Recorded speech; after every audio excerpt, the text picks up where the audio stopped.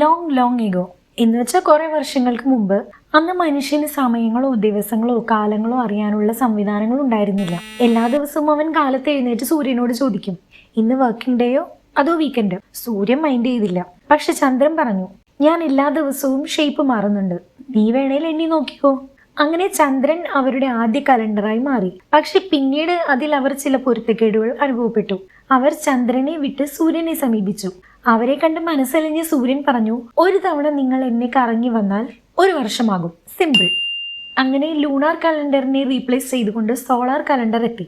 അങ്ങനെ കുറെ നാളുകൾക്ക് ശേഷം പുരാതന റോമാക്കാർ ഒരു കലണ്ടർ ഉണ്ടാക്കി.